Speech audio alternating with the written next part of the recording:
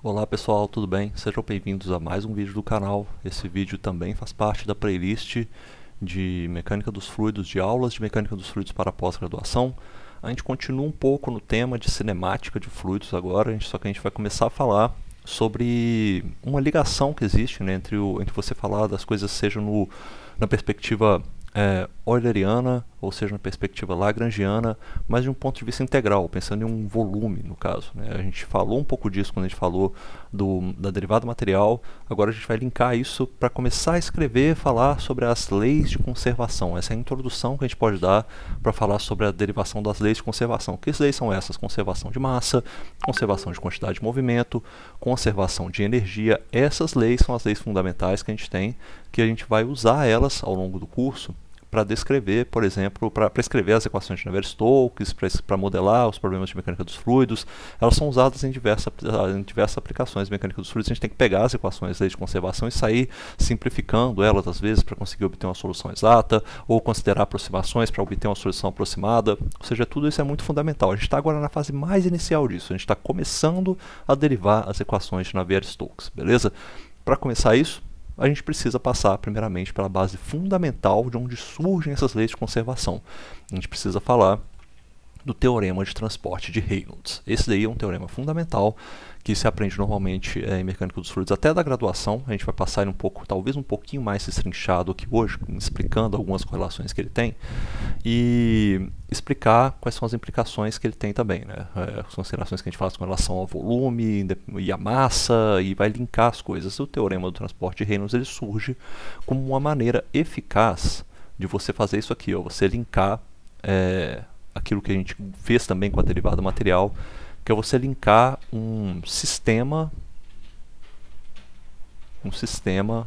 a um volume, ou seja, agora você passa isso aqui para um volume. Por que a gente precisa disso? Porque a gente sabe que as leis físicas, todas as leis físicas que existem, seja a primeira, segunda, terceira lei de Newton, lei de conservação de energia, que na verdade é bom falar aqui, né? A lei de conservação de energia é uma simplificação nossa. A gente sabe que na realidade a energia não se conserva se for pensando no universo. A energia não vai se conservar. Isso parte lá justamente do teorema de M-Noether, tá? Que ela provou isso e tal, que em um universo perfeito a energia se conserva. Se o universo não for perfeito, você tem perda de energia.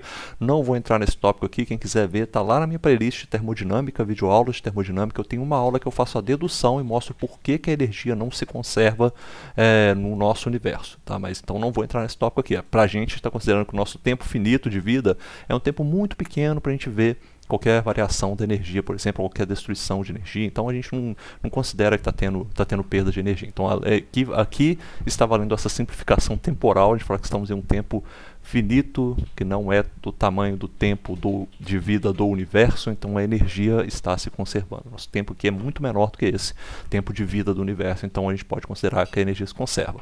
Então, falando da lei de conservação de energia, lei de conservação da massa, todas as leis que existem, né, lei de primeira, segunda, terceira lei de Newton, de onde a gente vai tirar as leis de quantidade de movimento, todas elas foram escritas primariamente para sistemas. Aqui estão as nossas leis físicas, tá?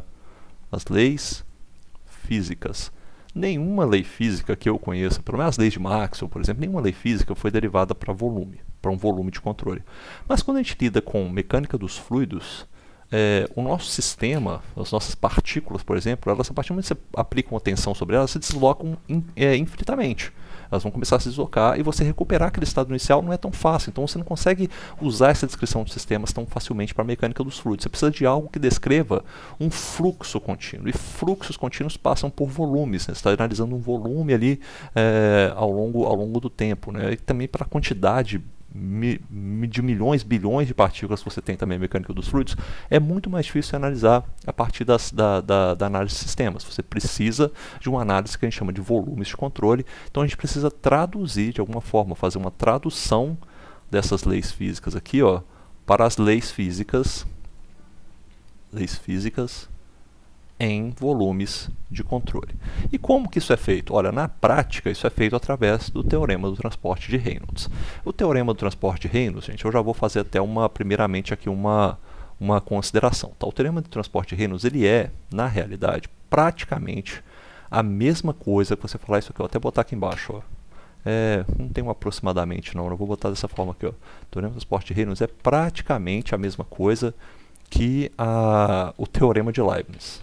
Teorema de Leibniz. Ele é simplesmente o teorema de Leibniz tridimensional. E eu não consegui achar essa informação exatamente, porque eu não fui muito a fundo na matemática, mas o Leibniz, quando ele faz a derivação do teorema, o teorema de Leibniz, que é um teorema de integral, tá, que a gente usa para fazer integrais, o Leibniz já fez também para tridimensional. Então, assim, já existia o teorema de Leibniz tridimensional. O que é o teorema de transporte de Reynolds? Então, eles são praticamente a mesma coisa. Vocês vão ver pela derivação que eles são a mesma coisa. Olha, é uma coisa comum, tá? Em física, matemática, principalmente a mecânica dos fluidos é muito famoso, que as coisas às vezes recebem não um rebranding, né? Mas a gente pega algo que existe lá na matemática, alguma simplificaçãozinha e se torna algo em mecânica dos fluidos, ou algo em transferência de calor, algo em fenômenos de transporte. Isso é comum. A gente aqui em engenharia, principalmente engenharia mexe muito mais com fluidos até, né, do que a física fundamental. A gente em engenharia tem essa mania, né, de fazer uns rebrandings com as coisas, assim, de pegar um teorema que já existe, dar uma caracterizada nele para o problema que a gente está analisando e dar um novo nome. Aquilo é praticamente o que aconteceu com o teorema do transporte de Reynolds, não tirando o método, né, esse brilhante Reynolds que foi aí. O Reynolds tem trabalhos fantásticos, não é só conhecido por aquele experimento lá do que identifica, né, o número de Reynolds. Não, o Reynolds é fundamental em vários aspectos, né. O Reynolds, ele foi um cara que trouxe então uma derivação, falou, olha, partindo disso aqui a gente vai fazer uma análise. A análise, ele não chega a falar que é a partir do Leibniz, mas é a mesma coisa que o teorema de Leibniz, sabe? Ele faz a ideia de fazendo, olha, alguma coisa que vai variar nesse volume aqui tem que ser porque ou está variando algum termo ali dentro desse volume, ou está fluindo para dentro e para fora alguma coisa desse volume. De onde que saiu isso? A primeira vez que o Reynolds falou disso abertamente foi justamente nesses trabalhos aqui, ó, Papers on Mechanical and Physical Subjects. São 3 volumes, tá? Se você quiser achar o primeiro volume, até tem ele aqui também. Eu não achei o segundo. Mas quer ver, ó, Papers Reynolds. Deixa eu ver. Eu acho que esse aqui é o primeiro volume. Esse é o volume 3 que eu abri. Agora eu vou ter que ver Papers Reynolds. Eu abri esse aqui então. Esse aqui deve ser o volume 1. Esse é o volume 1. Tá. O que o Reynolds fez nessa época aqui? Ele fez uma coletânea de vários artigos, né? vários papers que tinham sido feitos. Até mostrar aqui para vocês. Ó. Esse aqui é o volume 1. Tá? Vários papers que haviam saído, né, artigos que haviam sido feitos, trabalhos que haviam sido feitos. Olha o Reynolds aqui sendo falado. Deixa eu silenciar esse negócio aqui, o meu WhatsApp, beleza? Ele fez uma coletânea de vários artigos que tinham sido falados, e ele simplesmente está falando desses trabalhos, que é o Osborne Reynolds, o famoso Osborne Reynolds, na época é professor de onde? Da Owens College. Eu até me surpreendeu, eu achei que ele sempre tinha sido professor da Universidade de Manchester, né? Mas aí está mostrando, talvez Owens College seja parte da Universidade de Manchester, eu não conheço a Universidade de Manchester, me desculpem aí. Mas assim, tá vendo, ele pegou vários artigos que tinham sido feitos e juntou todos eles, fez alguma coletânea. Alguns desses artigos são como, por exemplo, isso aqui, ó. Alguém fez um estudo sobre a suspensão de uma bola em um jato de água, um trabalho. Aí DeWolf fez sobre esteiras de cometas, né, corona solar, ele foi juntando um monte de coisa, né, esse é o primeiro volume, é esse daí. Fala um monte de trabalhos diferentes, um monte de trabalhos de estudos, né, que haviam sido feitos. Você pode ir lá para baixo ver que é um monte de informação que tem, as páginas amarelas, aí tá bem antigo mesmo, a suspension, que é a posição de equilíbrio, tem a dedução toda, como é que é feito o experimento, etc, blá blá blá e tal, desenhos bem legais também. Esse é um clássico, né? Não tem como falar, são trabalhos clássicos. Mas esse daí não é onde você acha o teorema do transporte de Reynolds. Se você quiser achar o teorema do transporte de Reynolds, você precisa ir para o volume 3, que é esse aqui, ó. O volume 3 desses papers como é que fala? Assuntos físicos e mecânicos, né? Do Reynolds, ele vai falar, e aqui eu acho que tem aqui, ó, a submecânica do universo. Ele vai falar algumas derivações, vai fazer axiomas. O Reynolds era um matemático, né, por formação, então ele vai um monte de axioma, um monte de coisa aí, de teoremas sendo apresentados. E ele começa, quer ver, olha, fala, a seção que é importante, mas começa a seção 2, né? Ele fala as equações gerais de movimentos para qualquer entidade. A entidade está falando uma propriedade, uma quantia, qualquer que seja, uma entidade que está ali, densidade, massa, momento.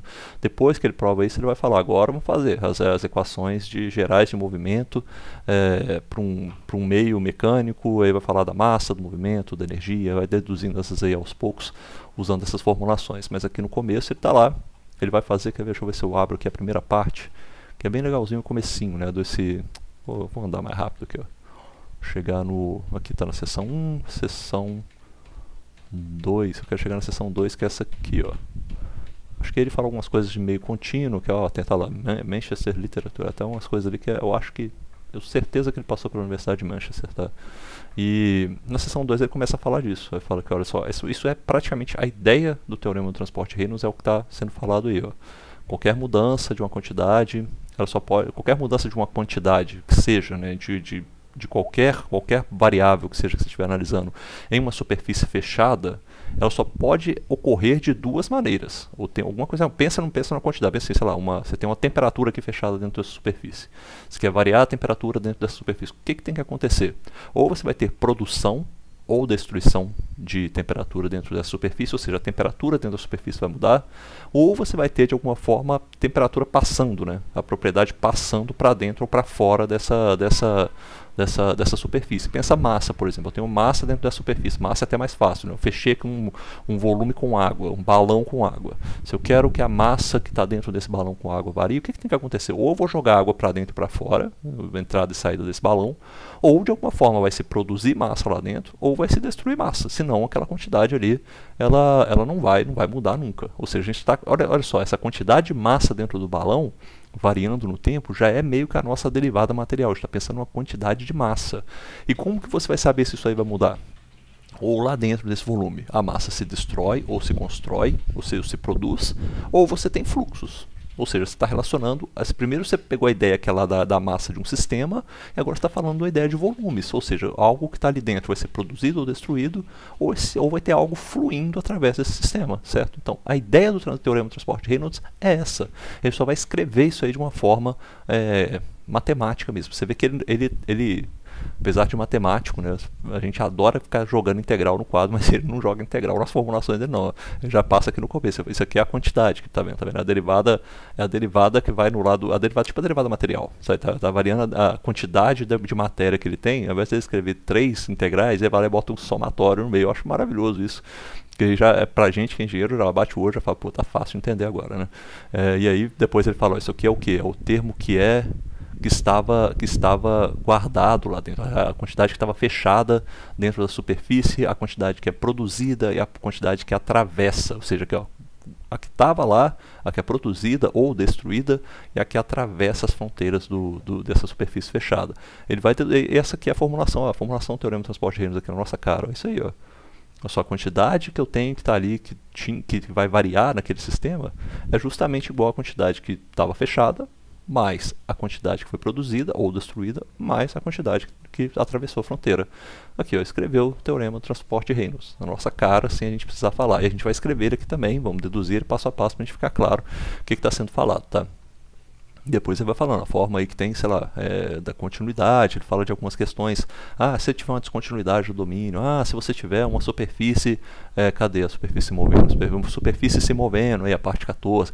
Fala disso tudo, tá? Ele vai falando um a um, vai trazendo, e depois que ele fala isso aí, ele vai lá e fala, agora vamos provar as nossas equações gerais de movimento. Massa, conservação de massa, conservação de momento, conservação de energia, etc, né? Então, esses termos até falam, por que a gente faz isso aqui, tá? Ele tá falando que a gente faz isso para essas variáveis. Tem uma hora que ele fala que eu acho lindo, que ele fala olha, são variáveis que elas não têm, quer dizer, massa, não, ele está falando obtém os circumstances applicable, não é aqui não, cara, acho que eu perdi no meio da informação. Ele fala que ele vai derivar leis de conservação para isso aí. Por que ele faz isso, né? Porque você tem essas três quantidades, né? 3 propriedades. A massa tem a quantidade de movimento também, não é a propriedade, é uma quantidade, né? Quantidade de movimento. Você tem também a energia. Ele faz isso daí para essas 3, por quê? Porque elas são propriedades que são por leis de conservação. O que acontece? A massa ela é conservada. Ela pode mudar poderia, por exemplo, mudar a forma. A quantidade de movimento pode mudar a forma, por exemplo.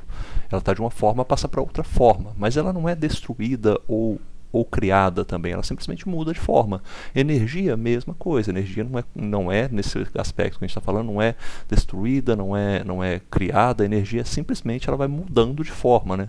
Ou seja, essas três propriedades constituem leis de conservação. Quando a gente deriva elas a partir dessa formulação do teorema do transporte de Reynolds, que a gente tem uma formulação integral para elas, a gente está realmente avaliando leis de conservação. Conservação de massa, conservação de quantidade de movimento, conservação de energia. A gente vai ver isso aqui também nas próximas aulas, eu vou explicando isso aos poucos, tá? Bom, então tendo ideia desse teorema do transporte de Reynolds, a gente fica com aquela dúvida, né, que eu falei no começo. Por que é teorema do transporte de Reynolds? Por que não simplesmente se falou, o teorema de Leibniz tridimensional? Tem esse rebrand, né, dá essa formulação importante, não é o rebrand, estou sendo injusto com o Reynolds, né, ele ficou conhecido como teorema do transporte de Reynolds porque ele colocou nesses artigos dele de uma forma bem descrita, né, como é que isso aí se relaciona com a conservação da massa, conservação da quantidade de movimento, conservação de energia. Então ele teve um trabalho para descrever isso daí. É uma ideia similar ao que o Leibniz fez para a integral tridimensional, realmente, inspirado provavelmente nisso, mas é com outro nome, ficou famoso na área de mecânica dos fluidos como teorema do transporte de Reynolds. Nas outras áreas provavelmente só vão ler e falar, esse é o teorema de Leibniz tridimensional. Então é uma questão de nomes mesmo. Isso é comum na área de mecânica dos fluidos, assim, até os dias de hoje. Não é uma coisa histórica, né? Esse pessoal na época acho que não se importava muito com isso também, igual a gente já vai ver mais pra frente, né? Eu acho que talvez eu até tenha falado disso aqui, que o Stokes, tem o teorema de Stokes, que na verdade não é o Stokes que criou, tem teoremas acho que de Maxwell, que não é o Maxwell que criou, tem algumas coisas assim que vão sendo variadas, sabe? Em mecânica dos fluidos isso é comum, né? E acaba se mudando os nomes às vezes de algumas coisas que já são conhecidas em outras áreas. Tem vários exemplos para isso, são infinitos, gente. Eu vou trazer, por exemplo, o que eu posso mostrar para vocês. Deixa eu abrir tem um pesquisador, por exemplo. Esse cara hoje deve ser um dos mais famosos, reconhecidos pesquisadores em mecânica dos fluidos, também matemática. Ele é muito mais matemático, tá, do que mecânica dos fluidos, que é o Steve Brunton, né? Steve Brunton é um excelente pesquisador, tem uma contribuição fundamental aí no mundo, né? Steve Brunton está aqui, ó. O Steve Brunton ele tem quase 53 mil citações, né, no Google Scholar, né? E provavelmente e ele ainda não está em fase final de carreira não, tá fase intermediária de carreira, deve ter uns 40 e poucos anos só. O Steve Brunton é extremamente famoso, um dos artigos mais famosos dele é esse aqui, ó, que saiu em 2016, onde ele criou esse método, né, chamado SIND. O SIND é um método, saiu nessa revista aqui, é também uma revista extremamente reconhecida no mundo, né, Proceedings of the National Academy of Sciences, que é publicada lá nos Estados Unidos, né, extremamente conhecida, só pesquisa de ponta da ponta é publicada nesse negócio, e ele saiu esse artigo aí, ó, ele com o Joshua Proctor e o Nathan Cutts também é professor, os dois, o Cutts e o Brunton são professores da Universidade de Washington em Seattle.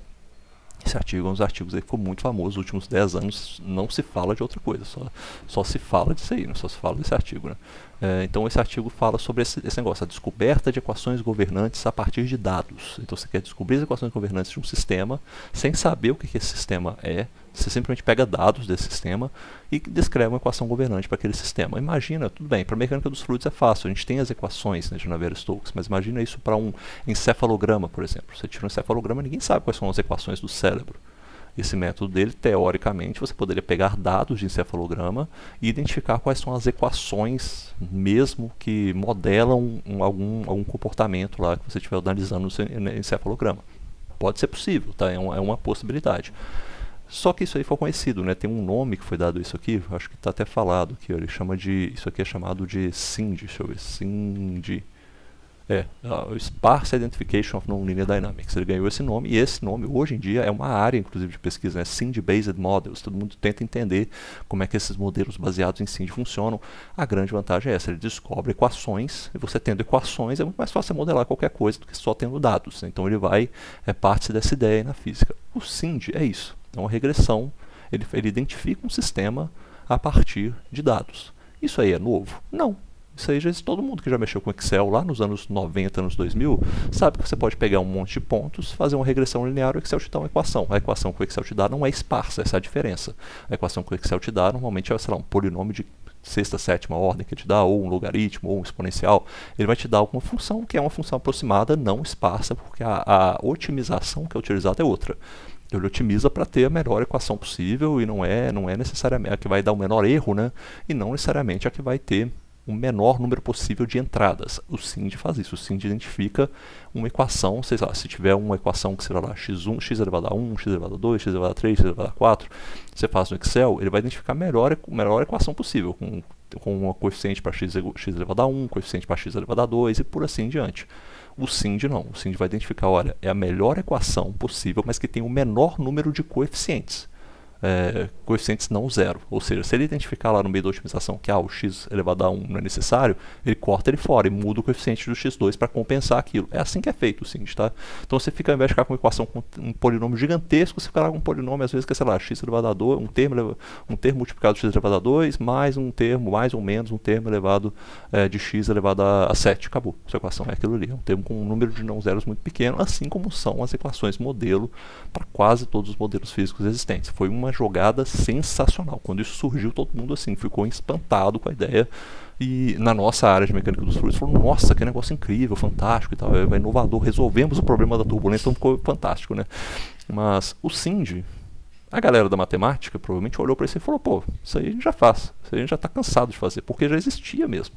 É o método de regressão esparsa. Assim, todo mundo que mexe, todo matemático que mexe com matemática aplicada já conhecia esse método. O Steve Brunton trouxe esse método para a mecânica dos fluidos. Tanto é que é citado, que ele citou, olha só, regressão esparsa. Tem 3 artigos que ele citou, mas poderia ter citado uns 500 artigos em matemática que falam disso. Aqui, o artigo que é citado por ele, esse aqui do Tibshirani, esse aqui foi de 1996, outro aqui de 2009. É um livro, inclusive, isso aqui, né? Um livro que fala, inclusive, desses métodos de regressão esparsa, entre outros, sabe, métodos de statistical learning. Eu sei porque isso é estudado na parte de statistical learning, que é a base fundamental de machine learning. Ou seja, então isso aí já existia há muitos anos. Regressão esparsa, regressão algébrica, tudo isso aí já existia. Ele trouxe isso de uma forma para a mecânica dos fluidos, com algumas modificações, alguns incrementos, e ficou conhecido pelo método SIND. Ou seja, isso aí é normal. Você vê um exemplo, posso dar outro exemplo, que é um exemplo ainda mais legal, de gente que já até, inclusive, já faleceu. Vou dar aqui, ó, do John Lumley. O John Lumley é até um pouco mais difícil, não sei se ele tem escola, não. O John Lumley não tem escola. John Lumley é um dos pesquisadores de mecânica dos fluidos. John Lumley, para falar assim de um jeito claro, a gente está falando do Reynolds. Reynolds é famoso em mecânica dos fluidos, né? O John Lumley, ele é daqueles caras que está no mesmo nível, não no mesmo nível, mas assim, provavelmente no mesmo. Você tem que falar de mecânica dos fluidos, você vai falar do Lumley, não tem como. Ele é um cara que tem uma influência em mecânica dos fluidos por todo o trabalho e as pessoas que trabalham com ele também, que é extremamente grande, extremamente reconhecido. O Lumley é muito famoso por ter criado o método, né, por ter cunhado esse método chamado Proper Orthogonal Decomposition, que inclusive eu trabalhei, meu primeiro artigo publicado na minha vida foi com ele, foi com esse método aqui, ó. Cadê esse aqui, ó? Olha só, esse método aqui, ó, que eu fiz, tá vendo? O Proper Orthogonal Decomposition, eu publiquei lá com o William Wolff, que era o meu orientador de mestrado na época. O que a gente faz com esse método? Você tem um escoamento que é extremamente complexo, como esse aqui, um escoamento turbulento, tá? Você não sabe o que você vê a turbulência, você não sabe o que realmente está acontecendo. Você quer identificar modos principais, quais são os principais modos de energia que os modos mais energéticos que esse escoamento tem, para você saber como você consegue talvez modificá-lo, melhorá-lo, estudá-lo, entendê-lo. A gente identifica isso através desse próprio Orthogonal Decomposition. Você identifica modos como esse aqui, ó. Assim, você praticamente dá uma limpada nos dados, né? Esse aqui é um modo importante, isso aqui é uma informação do escoamento que carrega muita energia. Se você quiser entender esse escoamento, você precisa entender o comportamento desse modo aí. É o que a gente fez. Isso daqui, eu uso essa técnica Proper Orthogonal Decomposition, foi cunhada pelo Lumley, né? O Lumley foi o que popularizou isso daí, tá lá na minha citação 13 aqui, ó. Da citação 13 a 12, sabe? São trabalhos do Lumley, e tem um livro do Lumley que fala sobre isso também. Então, assim, você tem muito trabalho nessa área. O Proper Orthogonal Decomposition é mais velho que andar para frente. Só que ele tinha outro nome, chamava-se de Principal Component Analysis. Alguns chamavam de Schmidt Decomposition, se não me engano. Tem outros métodos. Na área de economia, isso aí é mais velho que andar para frente. Todo mundo da economia está acostumado a fazer isso. Matemática, todo mundo estava acostumado a fazer isso. Chamava-se de outro nome. Quando o Lumley traz para a mecânica dos fluidos, se torna Principal Proper Orthogonal Decomposition e ganha essa interpretação. E hoje existem também famílias de estudos, famílias de projetos, famílias de modelos sendo criados a partir da Proper Orthogonal Decomposition. Tem mais um que eu acho muito legal, que é esse aqui. Eu vou só citar o último dos exemplos, porque esse mexe justamente na minha área, que é esse aqui, ó, Treften Science 1993. Esse artigo aqui, ó. Lloyd Trefethen é hoje talvez um dos matemáticos na área aplicada, um dos mais importantes do mundo. Trefethen é famoso por tudo que ele fez em mecânica dos fluidos, e em matemática aplicada ele é um matemático aplicado que trabalha muito na área de mecânica dos fluidos. Um dos artigos mais importantes dele publicado na Science, para a gente que mexe com mecânica dos fluidos, ninguém publica na Science e na Nature, ninguém consegue, é muito raro, mas ele publicou, ele tem um artigo dele na Science e na Nature, quando ele estudou isso aqui, ó, estabilidade hidrodinâmica sem alto valor. Isso ninguém entendeu nada, né? Acho que quem está vendo não entendeu nada, mas o que ele quis dizer com isso aí? Ele fez uma análise, que era uma análise de um escoamento, usando um método que já existia também na matemática, que é a análise pseudoespectral. Aqui ele chama isso, quer ver, ó, pseudoespectra, tá vendo? Ele está fazendo pseudoespectra de uma matriz. Ele tem uma matriz, toda matriz quadrada, acho que toda matriz quadrada tem o espectro, que são os autovalores da matriz, e tem o pseudoespectro também. Não tem novidade nenhuma nisso, ou seja, existia há anos, todo mundo conhecia o que é pseudoespectro. Ele aplicou isso daí numa matriz que é retirada a partir da dedução da linearização de equações de mecânica dos fluidos, criou esse método. E esse método aí também, ó, ainda tem mais, tá? A análise pseudoespectral, ela é conhecida como uma análise de resolvente, porque é como é chamado o resolvente, a forma como aparece a solução do pseudoespectral é chamada às vezes de matriz resolvente, ou o problema de resolvente. Ele criou esse método aqui, eu acho que agora começou a se chamar Resolvent. Deixa eu ver se aparece aqui, ó. O Resolvent nem aparece, né? Parece que tem algum lugar aqui. Algum lugar está marcado e eu não estou vendo, hein? O Resolvent aqui, ó. Olha só. Esse daqui, tá vendo? Essa matriz, ou seja, isso aqui é uma matriz L que é retirada de mecânica dos fluidos, você lineariza as equações de Navier-Stokes, e essa linearização surge um sistema, uma matriz L que está aí, ou seja, essa matriz que é a matriz das equações linearizadas L, ela simplesmente é chamada de matriz linearizada. Então, se você tira os autovalores dessa matriz, que é o que o pessoal que faz a análise hidrodinâmica faz, é uma análise que já era conhecida também. Esse cara foi lá e falou, pô, por que a gente não tira o pseudoespectro, que ao invés de você fazer os autovalores de L, você tira ou fazer uma outra análise de otimização em cima dessa matriz aqui, que é a mesma coisa. Isso aqui é uma identidade, tá? O ômega com identidade, o ômega é uma frequência. Ou seja, você mudou para o modo resolvente e faz a análise pseudoespectral. É só isso. Isso aí já existia em mecânica dos fluidos há muito tempo. O Trefethen simplesmente, quer dizer, já existia em matemática há muito tempo. Todo mundo que é da base matemática já conhecia o que é a análise pseudoespectral. Isso só foi trazido para mecânica dos fluidos. Inclusive, este que vos fala também é famoso por isso. Eu lembrei, estou culpando todo mundo, vou me culpar também. Ó. Deixa eu cancelar minha câmera aqui que eu dei uma travada. Vou me culpar também. Ó. Eu tenho esse artigo aqui, ó, Mised Resolvent. Esse aqui é um dos artigos que eu mais gostei de escrever. Foi meu primeiro artigo no doutorado, Randomized Resolvent Analysis. O que eu fiz? Eu fiz um método, eu utilizei um método que se chama análise linear numérica randomizada e apliquei isso para o método de análise resolvente. Isso é novo? Não. O que já existia também aqui, ó, trabalho do Halko. Ó, o que o Halko fez? O Halko é um cara da matemática que já havia criado os mesmos algoritmos que eu tinha feito, só que ele não aplicava isso para a mecânica dos fluidos. Eu fui lá e apliquei, vi as limitações, vi o que precisava ser feito para melhorar. Olha o método aqui, ó, comparando o randomizado, aqui, ó, randomized algorithm. Deixa eu ver se eu chego nessa parte aqui, 1.3 dele, ele está aqui para baixo, ó. Um dos algoritmos dele aqui é praticamente igual ao que eu fiz. Esse aqui, esse junto com... tá aqui para baixo. Esse daqui, ó, Randomize SVD. Eu tenho mais ou menos esse algoritmo escrito aqui no meu artigo. Ó. Olha só. Tá aqui para baixo. Eu coloquei praticamente o mesmo algoritmo. O que mudou? No artigo do Halko ele faz para matrizes gerais. Eu faço para matrizes lineares de mecânica dos fluidos e vejo as limitações, as implicações, o desenvolvimento. Isso gerou um novo método chamado Randomized Resolvent Analysis, tá vendo?